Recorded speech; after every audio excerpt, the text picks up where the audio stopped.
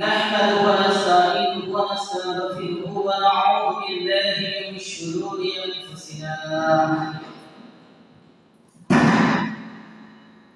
ومن سيئات أعمالنا من يهده الله فلا مضل له ومن يضلل فلا هادي له ونشهد أن لا إله إلا الله وحده لا شريك له واشهد ان محمدا عبده ورسوله وقال سبحانه وتعالى في كلامه المجيد وقرانه الحميد الرحمن على العرش استوى فقال رسول الله صلى الله عليه وسلم في الحديث فان خير الحديث كتاب الله وخير الحديث هدي محمد صلى الله عليه وسلم وشر الأمور محدثاتها كل محدثة بدعة كل بدعة ضلالة وكل ضلالة في النار رواه ابن ماجه ومسلم هذا حديث حسن صحيح وقال سبحانه وتعالى في موضع آخر الذي خلق السماوات والأرض وما بينهما في 6 أيام ثم استوى على العرش عن أبي هريرة رضي الله عنه قال قال رسول الله صلى الله عليه وسلم كل أمتي يدخلون الجنة إلا من أبى قال يا رسول الله صلى الله عليه وسلم يا من أبى قال من أعطاني دخل الجنة ومن عصاني فقد أبى البخاري وقال سبحانه وتعالى في كلامه المجيد وبرهانه التوحيد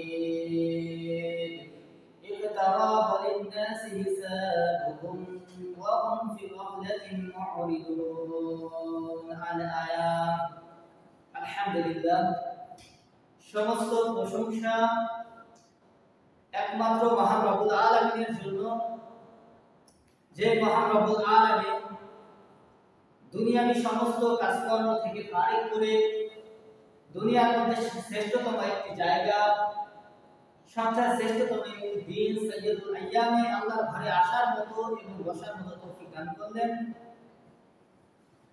শুকরিয়া সেই মহান প্রতিপালকের, যেই মহান প্রতিপালক সহি আকীদার প্রতিপালকে আমাদেরকে যাচাই করে নেবার মতো সুযোগ করে দিয়েছেন। সেই রব্বুল আলামিনের উপর শুকরিয়া ও সুজুদ আদায় করি তার শেখানো ভাষায় সকলে বলি আলহামদুলিল্লাহ। অতঃপর সালাত ও সালাম বর্ষিত হোক মুহাম্মদ মুস্তাফা আহমদ মুস্তাফা রাসূলে আরবি মুরদ্দুল্লাহ হিদায়াতের অগ্রদূত রাসূলুল্লাহ সাল্লাল্লাহু আলাইহি ওয়াসাল্লামের উপর আল্লাহুম্মা সাল্লি আলাইহি আল্লাহুম্মা বারিক আলাইহি। শান্তি অবতীর্ণ হোক আদম আলাইহিস সালাম থেকে শুরু করে আজ পর্যন্ত যত মুসলিম নরনারী দুনিয়ার মায়া ত্যাগ করে অন্যতার বহিঃ কবরে শায়িত আছেন সেই সমস্ত মুসলিম নরনারীর উপর আল্লাহুম্মা আমিন। আজকে জুমার সংক্ষিপ্ত আলোচ্য বিষয় ভ্রান্ত আকীদা বনাম সঠিক আকীদা। আল্লাহ সুবহানাহু ওয়া তাআলা আমাদেরকে সৃষ্টি করেছেন যে উদ্দেশ্য নিয়ে, এই উদ্দেশ্য নিয়ে সৃষ্টি করার পিছনে যে মূল মন্ত্র রয়েছে আর এই মুসলিম জীবনের প্রতিটি ধাপ প্রতিটি পদক্ষেপের মূল বিষয়বস্তু হলো আকীদা তথা বিশ্বাস। যার আকীদা যত বেশি সুন্দর, যত বেশি শুদ্ধ, পরিশুদ্ধ, বিশুদ্ধ, তার ইবাদত আল্লাহ সুবহানাহু ওয়া তাআলার দরবারে কবুল হওয়ার সম্ভাবনা বেশি।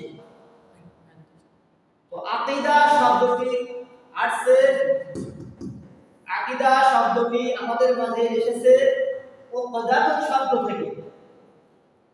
উকদাতুন শব্দ থেকে আকীদা শব্দটি উদ্গত হয়েছে, যার অর্থ হলো বাঁধন, গিরা, গিট্টু বা বন্ধন, যেটাই বলেন না কেন। আল্লাহ সুবহানাহু ওয়া তাআলা এই ব্যাপারে সূরাতুল বাকারা 2 নম্বর সূরা 2 নম্বর পারা 235 237 নম্বর আয়াতে বলেন উকদাতুন নিকাহ, বিবাহের বাঁধন। অর্থাৎ আকীদা শব্দের অর্থ হলো বিশ্বাস, বাঁধন বা গিরা। এই বাঁধনের মধ্যে কি আছে সেটা না দেখে অদৃশ্যভাবে না দেখার পরেও অন্তরে বিশ্বাস করার নাম হলো আকীদা। অর্থাৎ আপনি মুসলিম হওয়ার পরে আপনার এই বিশুদ্ধ আকীদা থাকতে হবে আল্লাহ সম্পর্কে, রাসূল সম্পর্কে, কিতাব সম্পর্কে, মালায়েকা ফেরেশতা সম্পর্কে, জান্নাত জাহান্নাম, কুলসিরাত পুনরুত্থান সম্পর্কে স্বচ্ছ বিশুদ্ধ আকীদা বা বিশ্বাস থাকতে হবে। যদি আপনার আকীদা বিশুদ্ধ না হয় তাহলে আপনি যত ইবাদত করেন না কেন সেটা কবুল হবে না, আল্লাহ গ্রহণ করবে না। কারণ আকীদা যার নষ্ট সে মুসলিম থাকে না। এই ব্যাপারে আল্লাহ সুবহানাহু ওয়া তাআলা সূরা মাইদা ৫ নম্বর সূরা ৬ নম্বর আয়াত ৬ মধ্যে বলেন যে যদি তোমাদের আকীদা বিশুদ্ধ না হয় ওয়া মান ইয়াকফুর বিল ঈমানিহি ফাকাদ হাবিতা আমালুহু ওয়া হুয়া ফিল আখিরাতি মিনাল খাসিরিন। যদি তোমাদের আকীদা বিশ্বাস ঈমান যদি বিশুদ্ধ না হয় তাহলে তোমাদের আমলগুলো বাতিল হয়ে যাবে। ওয়া হুয়া ফিল আখিরাত দিবসে, মৃত্যুর পরবর্তী দিবসে তোমরা বিপদগ্রস্তদের অন্তর্ভুক্ত হবে। এটা আল্লাহ সুবহানাহু ওয়া তাআলার কথা। আর আকীদার বিষয়ে আমাদের আল্লাহর বিষয়ে আকীদা আমাদের পরিশুদ্ধ না। সমাজে বেশিরভাগ মানুষের প্রায় ৯৫% মানুষের আকীদা হলো আল্লাহ সম্পর্কে ভ্রান্ত, রাসূল সম্পর্কে ভ্রান্ত আকীদা। আর এই ভ্রান্ত আকীদা নিয়ে আমরা যতই ইবাদত করি না কেন আল্লাহ কবুল করবে না। আল্লাহ সম্পর্কে আমরা যে আকীদাগুলো দেখতে পাই যে আল্লাহ সুবহানাহু ওয়া তাআলা নিরাকার। শুধু সাধারণ মানুষই নয়, অনেক বড় বড় আলেম উলামা এবং বড় বড় যারা মুফতি মুহাদ্দিস ইমামরা রয়েছেন তারাও এই ধরনের আকীদা পোষণ করে থাকে যে আল্লাহ নিরাকার, আল্লাহর কোনো আকার নেই। তো এখন বলেন তো যে জিনিসটা নাই ওই জিনিসটার কি আকার হয়? আকার হয় না। আর যে জিনিসটা আছে ওইটার অবশ্যই আকার থাকবে, যে কোনো রকমের আকার হোক না কেন। আল্লাহ ভালো জানেন আল্লাহর কেমন আকার। আপনি যদি বলেন যে আল্লাহ নিরাকার তার মানে আপনি বলতে যাচ্ছেন যে আল্লাহ নাই। নাউজুবিল্লাহ, এটা নাস্তিকদের বিশ্বাস আমাদের ভিতরে ঢুকে গেছে। এটা সর্বস্ববাদী বিশ্বাসী হিন্দুদের আকীদা, ওদের বিশ্বাস যে আল্লাহ নিরাকার। আসেন আমরা দলিলগুলো দেখার চেষ্টা করি। হিন্দুদের একটি প্রসিদ্ধ কিতাব যার নাম শ্বেতাসূত্র উপনিষদ, যেটার অধ্যায় ৪ অনুচ্ছেদ ১৯-এর মধ্যে বলা হয়েছে নাতাস্তিপাতি বাস্তি, যিনি ঈশ্বর হবেন সর্বশক্তিমান ঈশ্বর, তার কোনো প্রতিকৃতি থাকবে না, কোনো পেইন্টিং থাকবে না। এর পরবর্তীতে আপনি যদি দেখেন শ্রীমদ্ ভাগবত গীতা অধ্যায় ৭ অনুচ্ছেদ ২০, ওখানে বলা হয়েছে যে সর্বশক্তিমান ঈশ্বর যিনি হবেন তার কোনো আকার থাকবে না, তিনি নিরাকার। এটা কাদের বিশ্বাস ভাই? হিন্দুদের বিশ্বাস। পরবর্তীতে চলে আসেন যজুর্বেদ ৩২ নম্বর অধ্যায় অনুচ্ছেদ ৩, আল্লাহ যে নিরাকার, ঈশ্বর যে নিরাকার, এটা তাদের বিশ্বাস। পরবর্তীতে চলে আসেন যজুর্বেদ অধ্যায় ৪০ অনুচ্ছেদ ৮ এবং ৯, তারা বলতেছে নাতাস্তিপাতি বাস্তি, ঈশ্বর যিনি হবেন তার কোনো আকার প্রতিকৃতি হবে না এবং তিনি হবেন নিরাকার। এটা কাদের বিশ্বাস ভাই? এটা হিন্দুদের বিশ্বাস। ওরা মনে করে যে ঈশ্বর যে যেটা দিয়ে আমরা ইবাদত করি না কেন, যে আকৃতি দিয়েই করি না কেন, সেখানে ঈশ্বর আছে। অর্থাৎ সেটা হতে পারে দেবীর মধ্যে কালী, দুর্গা, সরস্বতী, গণেশ ইত্যাদি ইত্যাদি এটসেট্রা, অথবা মাছ, অথবা গাছ, অথবা সূর্য, অথবা তুলসী গাছ। যেটারই তারা ইবাদত করে ওটারই তারা ঈশ্বর মনে করে, তাদের স্রষ্টা মনে করে। তো এটা হিন্দুদের সর্বস্ববাদী একটা বিশ্বাস যে আল্লাহ সুবহানাহু ওয়া তাআলা নিরাকার। কিন্তু আমরা মুসলিম, আমাদের বিশ্বাসটা কি? আমরা কি বিশ্বাস করব? আল্লাহ রাসূলের কি বিশ্বাস ছিল? কুরআনে আল্লাহ কি বলেছেন? আল্লাহ রাসূল সাল্লাল্লাহু আলাইহি ওয়াসাল্লাম সহ সাহাবীরা, চার মাযহাবের চার ইমামের কি আকীদা ছিল এই ব্যাপারে? ইমামে আযম আবু হানিফা রাহিমাহুল্লাহ ৮০ হিজরিতে জন্ম, ১৫০ হিজরিতে মৃত্যু। উনি আল ফিকহুল আকবার কিতাবের মধ্যে ২৫৯ নম্বর পৃষ্ঠার মধ্যে উল্লেখ করেছেন যে আল্লাহ সুবহানাহু ওয়া তাআলা নিরাকার নন। ২৬১ পৃষ্ঠা। যে ব্যক্তি বলবে যে আল্লাহ সুবহানাহু ওয়া তাআলা নিরাকার বা কোথায় আছেন আমি জানি না, সে কাফির হয়ে যাবে। এটা আবু হানিফার মত। এছাড়াও যদি দেখেন ইমাম মালিক ইবনে আনাস রাহিমাহুল্লাহ ৭৯ হিজরিতে জন্ম, ১৯৩ হিজরিতে জন্ম, ১১৯ হিজরিতে মৃত্যু। ওনারও একই বিশ্বাস যে আল্লাহ নিরাকার নন, আল্লাহর আকার আছে। ইমাম শাফিঈ ১৫০ হিজরিতে জন্ম, ওনারও একই মত। ইমাম আহমদ ইবনে হাম্বল 214 হিজরিতে জন্ম, ওনারও একই মত। প্রত্যেকটা মাযহাবের ইমাম সহ আইয়ামে মুস্তাহিদ গবেষক যারা সকলের একই মত, সলতে সালাহিনদের একই মত যে আল্লাহর আকার রয়েছে। তবে আল্লাহর আকার কেমন? আল্লাহ সুবহানাহু ওয়া তাআলা এই ব্যাপারে সূরা শুরা 42 নম্বর সূরা 25 নম্বর পারা আয়াত নম্বর 11 বলেন, লাইসা কামিসলিহি শাই ওয়া হুয়াস সামিউল বাসীর। কোনো কিছুই আল্লাহ সদৃশ্য নয়। আল্লাহ সবকিছু দেখেন, আল্লাহ সবকিছু শোনেন। পরবর্তী একটা আয়াতে আল্লাহ বলেন সূরা নামালের মধ্যে 27 নম্বর সূরা 20 নম্বর পারা আয়াত নাম্বার 74, তোমরা আল্লাহর সাদৃশ্য বর্ণনা করো। আল্লাহর সাদৃশ্য আছে, তবে আমাদেরকে বর্ণনা করতে নিষেধ করেছে। আল্লাহর হাত আছে, আল্লাহর পা আছে, আল্লাহর চোখ আছে, আল্লাহ সবকিছু দেখেন, কিন্তু সেটা কি আমাদের মতো? আমাদের মতো কখনোই না, নাউযুবিল্লাহ। আল্লাহর হাত পা আল্লাহর মতো, আল্লাহু আ'লাম, আল্লাহ ভালো জানেন। এই ব্যাপারে কোরআনুল কারীম কি বলে? সূরাতুল মাইদা সূরা নাম্বার 5 পারা 6 আয়াত 64, আল্লাহ সুবহানাহু ওয়া তাআলা বলেন, ইহুদিরা বলতেছে আল্লাহর দুই হাত আবদ্ধ হয়ে গেছে, বন্ধ হয়ে গেছে। বরং ইহুদিদের দুই হাত আবদ্ধ হয়ে গেছে তাদের অহংকারের জন্য, বরঞ্চ আল্লাহর দুই হাত প্রসারিত। এই কথা আল্লাহ বলতেছেন। তাহলে আল্লাহর দুই হাত আছে তো পাওয়া গেল, আল্লাহর দুই হাত আছে। পরবর্তীতে আমরা দেখতে পাই যে সূরা মুলকের মধ্যে 67 নম্বর সূরা 29 নম্বর পারার প্রথম আয়াত আল্লাহ বলেন, তাবারাকাল্লাযী বিয়াদিহিল মুলক ওয়া হুয়া আলা কুল্লি শাইইন কাদির। তাবারাকাল্লাযী, বরকতময় যিনি, বিয়াদিহিল মুলক, সমস্ত কর্তৃত্ব যার হাতে। আল্লাহর হাত আছে কিনা ভাই? পরবর্তীতে আমরা দেখতে পাই সূরা সুয়াদের মধ্যে 38 নম্বর সূরা পারা নাম্বার 25 আয়াত নাম্বার 75, আল্লাহ তাআলা বলতেছে, ক্বালা রাব্বুকা লিল মালাইকাতি, যখন ফেরেশতাদেরকে নির্দেশ দেওয়া হলো যে তোমরা আদম আলাইহিস সালামকে সিজদা করো, সমস্ত ফেরেশতা কিন্তু সিজদা করেছিল, ইল্লা ইবলিস, একমাত্র ইবলিস বাদ। একমাত্র ইবলিস বাদ। সে তখন বলেছিল যে খলাকতানি মিন নারি ওয়া খলাকতাহু মিন তিন, সূরা আরাফের 11 নম্বর আয়াত 7 নম্বর সূরা 8 নম্বর পারা, আমি আদম আলাইহিস সালাম থেকে শ্রেষ্ঠ, আনা খায়রুম মিনহু, আমি আদম থেকে শ্রেষ্ঠ, খলাকতানি মিন নারি ওয়া খলাকতাহু মিন তিন, কারণ আমাকে আগুন দিয়ে সৃষ্টি করা হয়েছে আর আগুনকে মাটি দিয়ে আপনি সৃষ্টি করলেন, কেন চিন্তা করবেন? তখন আল্লাহ বলেছিল, ইয়া ইবলিসা, হে ইবলিস, হে ইবলিস, তুমি আদমকে সিজদা করলে না, তার কারণটা কি? যাকে আমি দুই হাত দিয়ে সৃষ্টি করলাম তাকে সিজদা করতে তোমাকে কিসে বাধা দিল?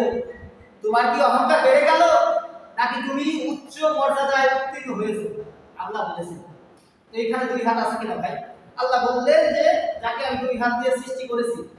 এরপরে সূরা জুমারের মধ্যে দেখেন 39 নম্বর সূরা পারা নাম্বার 24 আয়াত 67 নম্বর, যখন কিয়ামতের ময়দানে উপস্থিত হবে আল্লাহ সুবহানাহু ওয়া তাআলা পুরো পৃথিবীকে ভাঁজ করে নিজের হাতের মুঠোর মধ্যে রাখবেন, ডান হাতের মধ্যে রাখার পরে বলবেন, হে পৃথিবীর বাদশা, কোথায় তোমরা?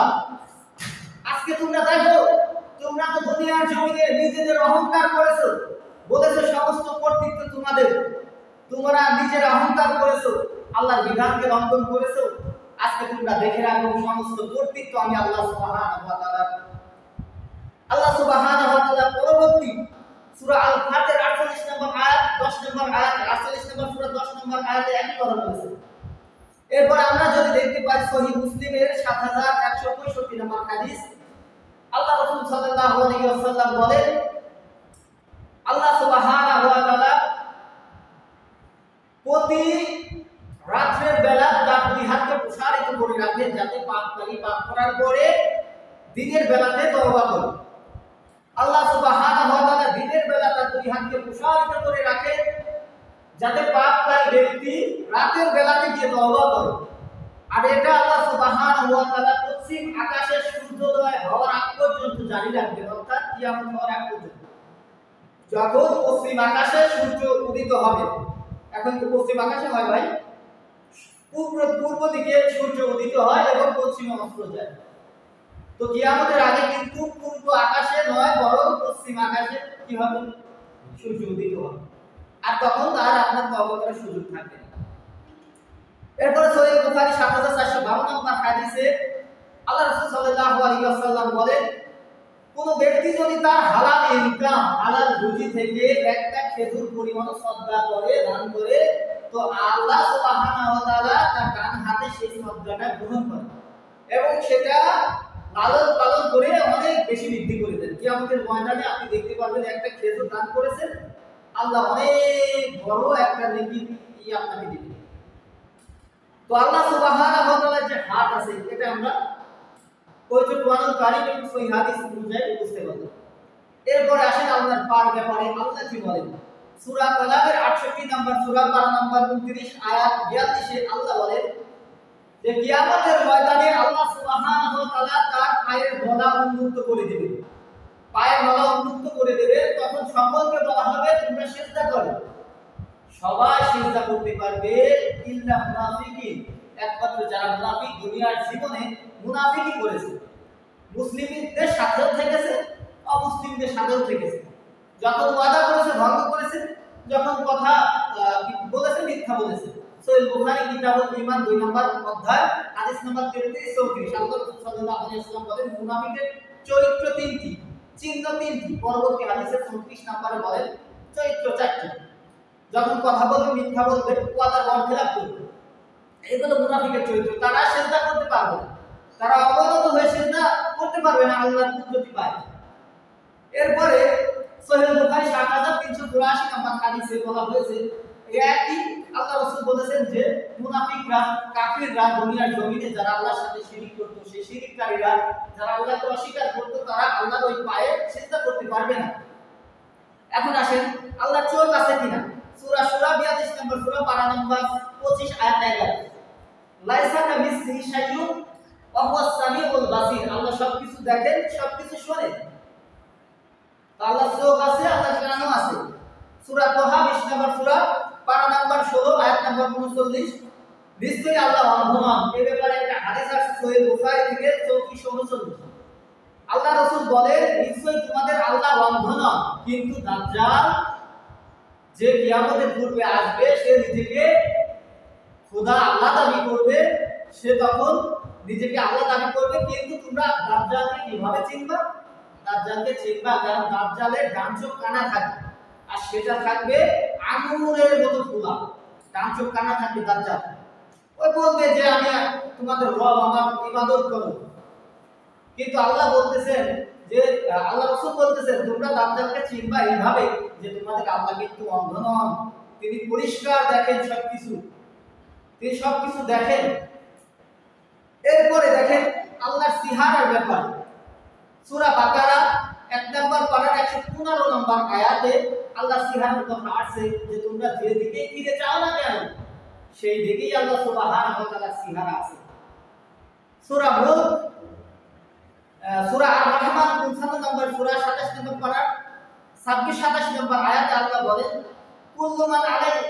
কুল্লু আলাইহা ফান, পৃথিবীর সবকিছু ধ্বংস হয়ে যাবে, ধ্বংসশীল। ওয়া ইয়াবকা ওয়াজহু রাব্বিকা যুল জালালি ওয়াল ইকরাম, একমাত্র তোমার প্রতিপালক আল্লাহ সুবহানাহু ওয়া তাআলা সিহারা ব্যতীত সবকিছুই ধ্বংস হয়ে যাবে। তো আল্লাহ সুবহানাহু ওয়া তাআলা কথা বলেন, মুসা আলাইহিস সালামের সাথে কথা বলেছেন, যেটা তুর পাহাড়ে সূরা নিসা 5 নম্বর পারা 164 নম্বর আয়াতে আমরা দেখতে পাই। তো আল্লাহ সুবহানাহু ওয়া তাআলা কিন্তু আকার আছে, আমরা দেখতে পেলাম যে আল্লাহ হাত আছে, আল্লাহ সুবহানাহু ওয়া তাআলার পা আছে, আল্লাহ সুবহানাহু ওয়া তাআলার চোখ আছে, আল্লাহ সুবহানাহু ওয়া তাআলা সবকিছু দেখেন। কিন্তু আপনি এটা কল্পনা করতে পারবেন না যে আল্লাহর হাত মনে হয় আমার মতো, আল্লাহর চোখ মনে হয় আমার মতো, না।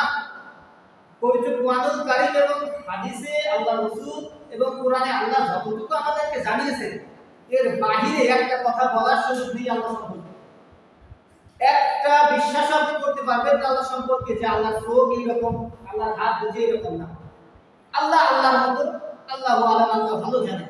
আমরা দেখি নাই, শুধু আমরা বিশ্বাস করি যে আল্লাহ আছেন একজন, তিনি নিরাকার নন, তিনি তার আকার আছে এবং আকারটা কেমন আল্লাহু আলাম, আল্লাহ ভালো জানেন।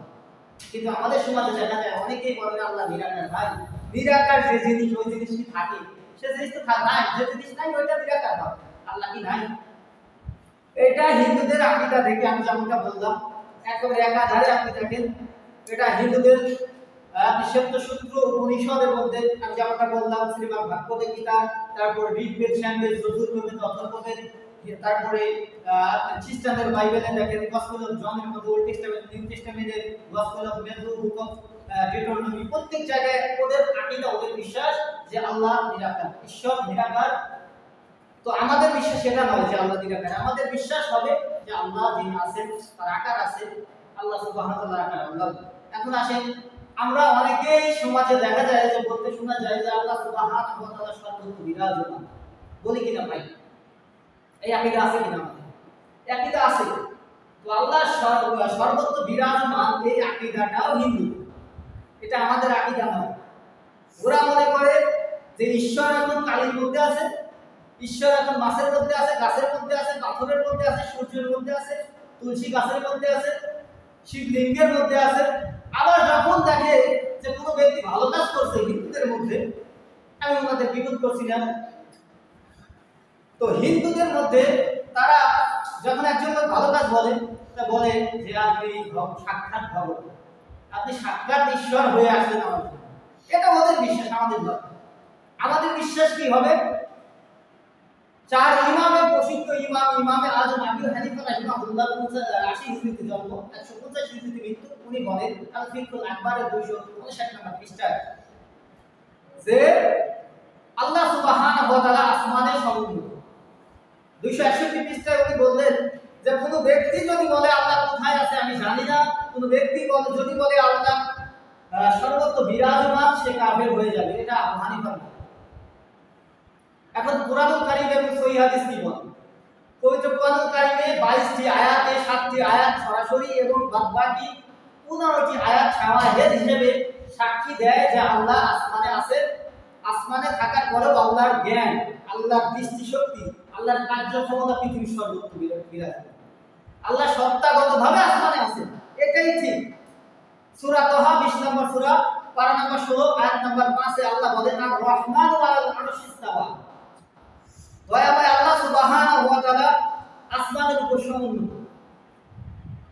সূরা আরাফের 4 নম্বর আয়াত, সূরা রাদের 2 নম্বর আয়াত, এরপরে সূরা ইউনূসের 3 নম্বর আয়াত, সূরা হাদীদের 4 নম্বর আয়াত, সূরা আস-সাজদার 4 নম্বর আয়াত সহ মোট 22টি আয়াতে আল্লাহ সাক্ষ্য দিলেন যে আমি যেখানে সেখানে থাকার জিনিস নয়, আমি আল্লাহ সুবহানাহু ওয়া তাআলা আছি আসমানের উপরে। আল্লাহ আল্লাযী খালাকাস সামাওয়াতি ওয়াল আরদ, আল্লাহ সুবহানাহু ওয়া তাআলা তিনি আসমান এবং জমিন এবং এত উভয়ের মধ্যবর্তী স্থানে যা কিছু আছে, আইয়ামিন সুম্মাস্তাওয়া আলাল আরশ, 6 দিনে সৃষ্টি করলেন। ওয়া মা বাইনাহুমা ফিস সিত্তাতি, 6 দিনে সৃষ্টি করলেন। আইয়ামিন সুম্মাস্তাওয়া আলাল আরশ, এরপরে তিনি আরশের উপর সমুন্নত থাকলেন আল্লাহ সুবহানাহু ওয়া তাআলা। তো আমাদের সমাজে দেখা যায় অনেকেই বলেন যে আল্লাহ সুবহানাহু ওয়া তাআলা সর্বত্র বিরাজমান। কারণ কয়েকটি জাল হাদিসে ঢুকে গেছে আমাদের মধ্যে। কলবুল মুমিনিন আরশুল্লাহ, আমরা অনেকেই বলি মুমিনের কলব, মুমিনের হৃদয় হলো আল্লাহর ঘর, আল্লাহ থাকার জায়গা, আল্লাহ থাকে ওখানে। আমরা অনেকেই বলি যে মুমিনের হৃদয় হলো আল্লাহর ঘর, বলি কিনা? আবার কিছু কিছু কোরআনের আয়াতের অপব্যাখ্যাও আমরা করি। যেমনটা অপব্যাখ্যা করি সূরা হাদীদের 4 নম্বর আয়াতের শেষ অংশ। প্রথম অংশে তো আল্লাহ বললেন আমি আসমানের উপর, ওখান থেকে আমি সবকিছু দেখি, সবকিছু তদারকি করি। সূরা আস-সাজদা 32 নম্বর সূরা 21 নম্বর পারার 4 নম্বর আয়াতে আল্লাহ একই কথা বললেন যে আমি আসমানে থাকি, ওখান থেকে সবকিছু দেখি, তদারকি করি।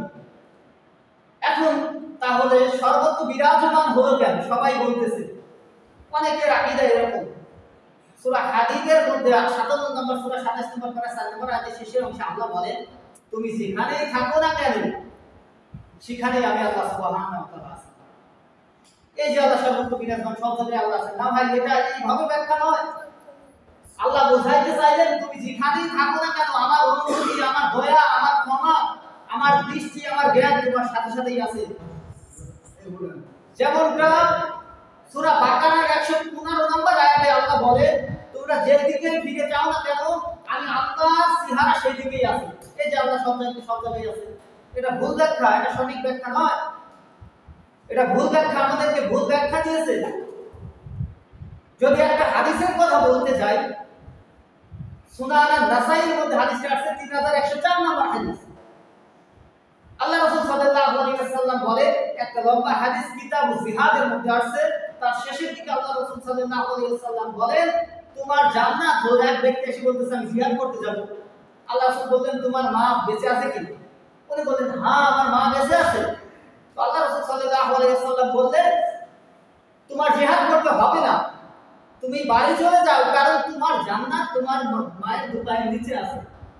এখন মায়ের পায়ের নিচে যদি জান্নাত থাকে, আপনি কোদাল নিয়ে মার পায়ের নিচে পুরা শুরু করে দেন, খুঁড়ে জান্নাতে ঢুকে যান। হাদিসের ব্যাখ্যাতে এমনই হয়, মায়ের পায়ের নিচে যদি জান্নাত থাকে, মায়ের পায়ের নিচে কোদাল দিয়ে খুঁড়ে জান্নাতে ঢুকে যান। এমনটা না, হাদিসটা বুঝতে হবে হাদিসের মতো, আল্লাহ রাসূলের মতো ব্যাখ্যা, কোরআনের ব্যাখ্যা আল্লাহ রাসূলের মতো বুঝতে হবে। আল্লাহ রাসূল বুঝাইতে চাইলেন যে তোমার মায়ের পায়ের নিচে তোমার জান্নাত, এই কথাই ঠিক, কিন্তু তোমার মায়ের খেদমত করলে তুমি জান্নাতটা পাবা, বাবা মায়ের কথা শুনলে তুমি জান্নাতটা পাবা। তদ্রূপ আল্লাহ সুবহানাহু ওয়া তাআলা বললেন, তুমি আসো তো দুনিয়ার জমিনে, কিন্তু আমি আল্লাহ দয়া, আমি আল্লাহ অনুগ্রহ তোমার সাথে সাথেই আছে। যদি আরেকটা উদাহরণ দিয়ে বুঝতে পারবেন, ধরেন রাজবাড়ী জেলার এমপি ছিলেন হাকিম, আমি তার খুব প্রিয় পাত্র। তো আমি বললাম যে এমপি মহোদয় আমি এই কাজটা করব, উনি ঢাকাতে আছেন, ফোন দিয়ে বললাম আমি এই কাজটা করব, তো আপনি কি বলেন? তো এমপি মহোদয় বলল যে তুমি কাজটা করো, তোমার যা সাপোর্ট লাগে, টাকা লাগুক, শ্রম লাগুক, লোক জনবল লাগুক, আমি তোমার সাথেই আছি। তার মানে কি বোঝায়? যেজন হাকিম আমার সাথে সাথে আছেন না, উনি ঢাকাতে আছেন, ওখান থেকে উনি আমার সাথে আছেন, মানে কি ওনার সাহায্য আমার সাথে আছে। তো এটাই হলো সঠিক ব্যাখ্যা, এটাই আল্লাহ রাসূলের ব্যাখ্যা। এছাড়াও আমরা দেখতে পাই সহিহ বুখারীতে ৭৪২০ নম্বর হাদিস, যায়েনব রাদিয়াল্লাহু আনহা রাসূলের একজন স্ত্রী, উনি সমস্ত স্ত্রীর উপর গর্ব করে বলতেন যে তোমাদের বিয়ে হয়েছে আল্লাহ রাসূলের সাথে দুনিয়াতে, দুনিয়ার একজন ব্যক্তি দ্বারা তোমাদের বিয়ে হয়েছে, কিন্তু আমাকে বিয়ে দিয়েছে আল্লাহ সুবহানাহু ওয়া তাআলা আসমানের উপর থেকে। তোমার বিয়ে আল্লাহ সুবহানাহু ওয়া তাআলা আসমানের উপর থেকে। এই যায়েনবের সাথে আল্লাহ রাসূলের বিয়ের যে পয়গাম, আল্লাহ রাসূলকে আল্লাহ তাআলা কিন্তু জানিয়েছেন আসমান থেকে। এই কারণে উনি গর্ব করতেন, আর বলতেন আসমান থেকে আল্লাহ আমার বিয়ের পয়গাম পাঠিয়েছেন, গর্ব করে বলতেন। এরপর আরেকটা হাদিস আমরা দেখতে পাই সহিহ বুখারী কিতাবুত তাহাজ্জুদের মধ্যে 1145 নম্বর হাদিস, আল্লাহ সুবহানাহু ওয়া তাআলা প্রতি রাতের এক তৃতীয়াংশে, শেষ তৃতীয়াংশে এসে সাত আসমান থেকে দুনিয়ার আসমানে অবতরণ করে, আর ডেকে ডেকে বলেন, ওহে তোমরা কে আছো, তোমাদের সম্পদ দরকার আমার কাছে চাও। ওহে তোমাদের কার গুনাহ মাফ করার দরকার, আমি আল্লাহর কাছে গুনাহ মাফ চেয়ে নাও। তাদের সন্তান দরকার, আমি আল্লাহর কাছে সন্তান চেয়ে নাও। আল্লাহ আসমান থেকে তৃতীয়াংশে প্রতি রাতে এভাবে চলে আসেন। আর একটা হাদিস আমরা দেখতে পাই, যেটা সহিহ মুসলিমের হাদিস 537 প্রথম খণ্ডে 203 পৃষ্ঠা। মুয়াবিয়া বিন হাকাম আস-সুলামি রাদিয়াল্লাহু আনহু বলেন, আমার একজন দাসী ছিল উহুদ এবং জাওয়ানিয়া নামক পাহাড়ে পাদদেশে, আমি তাকে বকরি চড়াইতে দিতাম। তো বকরি চড়াইতে চড়াইতে হঠাৎ একদিন একটা মেঘে বাঘ এসে বকরিগুলোকে খেয়ে ফেলল। একটা বকরি খেয়ে ফেলল, তখন আমি আদম সন্তান অনুযায়ী আমারও রাগ হলো এবং আমি দাসীটিকে একটা থাপ্পড় মারলাম। পরবর্তীতে যখন অনুশোচনা হলো, তখন আমি আল্লাহ রাসূলের কাছে গিয়ে বললাম, আমি কি দাসীটিকে আযাদ করে দেব? আল্লাহ রাসূল সাল্লাল্লাহু আলাইহি ওয়াসাল্লাম বললেন, তুমি দাসীটিকে আমার কাছে নিয়ে আসো। দাসীটি আনার পরে আল্লাহ রাসূল সাল্লাল্লাহু আলাইহি ওয়াসাল্লাম বললেন, আইনাল্লাহ, আল্লাহ কোথায়? দাসীটি বলল, ফিস সামাই, আল্লাহ আছে আসমানে। আল্লাহ রাসূল সাল্লাল্লাহু আলাইহি ওয়াসাল্লাম পরবর্তী প্রশ্ন করলেন, বলো তো আমি কে? দাসীটি বলল, আপনি আল্লাহর রাসূল। আল্লাহ রাসূল সাল্লাল্লাহু আলাইহি ওয়াসাল্লাম বললেন, হে মুয়াবিয়া, এই দাসীটিকে তুমি আযাদ করে দাও, কারণ এই দাসীটি হলো মুমিনা না, একে আর দাসী করে রাখা চলবে না, কৃতদাস করা যাবে না, একে আযাদ করে দাও। তো সামগ্রিক বিষয় বিশ্লেষণ করলে দেখা যায় যে আল্লাহ সুবহানাহু ওয়া তাআলা আসমানে আছেন এবং আসমানে থাকা অবস্থায় ওনার জ্ঞান, ওনার যে ক্ষমা, ওনার যে দৃষ্টিভঙ্গি, ওনার যে দয়া অনুগ্রহ আমাদের প্রতি আছেন সেটা সর্বোত্তমে। কিন্তু সত্তাগতভাবে আপনি যদি বলেন আল্লাহ সর্বত্র বিরাজমান, তাহলে বোঝাতে চাচ্ছেন যে আল্লাহ টয়লেটেও আছে, কারণ টয়লেট তো সব জায়গার মধ্যেও একটা জায়গা। আপনি বোঝাতে চাচ্ছেন আল্লাহ হিন্দুদের মন্দিরেও আছে, কারণ ওই মন্দিরটাও কিন্তু সব জায়গার মধ্যেই পড়ে। আপনি বুঝাইতে চাচ্ছেন যে দেবদেবীর ভিতরেও আল্লাহ আছে, কারণ কি এই দেবদেবীটাও সব জায়গার মধ্যেই পড়ে। এই আকীদাটা সম্পূর্ণ কুফরি আকীদা। এই আকীদা যদি কেউ লালন করে, কেউ যদি বিশ্বাস করে, সে আর মুমিন থাকে না, কাফের হয়ে যায়। আর কোন ইমামের যদি এইরকম আকীদা থাকে তাহলে তার পিছনে সালাত আদায় হবে না, কারণ সে মুমিন থাকে না। তো আল্লাহ সুবহানাহু ওয়া তাআলা আমাদেরকে এছাড়াও রাসূল সাল্লাল্লাহু আলাইহি ওয়াসাল্লামকে নিয়ে অনেক ভ্রান্ত আকীদা আমাদের সমাজে আছে। যেমন আল্লাহ রাসূল সাল্লাল্লাহু আলাইহি ওয়াসাল্লাম মাটি তৈরি না নূরের তৈরি এর ব্যাপারে মারামারি কান্নাকাটি তো আছেই আমাদের। তো কুরআন কি বলে? কুরআনের একটা জায়গাও উল্লেখ নেই যে আল্লাহ রাসূল কি দিয়ে তৈরি, সরাসরি ভাবে নেই, না মাটি না নূর। আল্লাহ রাসূল সাল্লাল্লাহু আলাইহি ওয়াসাল্লাম যেমন কুরআনের উল্লেখ আছে সূরা কাহফের মধ্যে 110 নম্বর আয়াতে, কুল হে নবী আপনি বলে দেন যে কুল ইন্নামা আনা বাশারুন, আমি তোমাদের মতই মানুষ। আল্লাহ রাসূল আমাদের মতো মানুষ ছিলেন, অসংখ্য আয়াত দ্বারা প্রমাণিত। এখন মানুষ কি দিয়েছে? অসংখ্য কোরআনের আয়াত রয়েছে এই ব্যাপারে। সূরা মুমিনের মধ্যে রয়েছে, মুমিনুনের মধ্যে রয়েছে 12 নম্বর আয়াত, যে মানুষকে আল্লাহ সৃষ্টি করেছেন কি দিয়ে? নুতফা, বীর্য দিয়ে।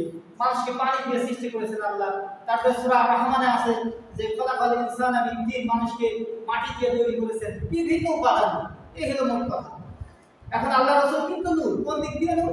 আল্লাহ রাসূল হেদায়েতের নূর। নূর মানে আলো, জ্যোতি, এই হিসেবে নূর। আবার অনেকের বিশ্বাস আল্লাহ রাসূল সাল্লাল্লাহু আলাইহি ওয়াসাল্লাম গায়েব জানতেন। ভাই, গায়েবের মালিক একমাত্র আল্লাহ সুবহানাহু ওয়া তাআলা। আমি শেষ করে দেব, সময় নেই।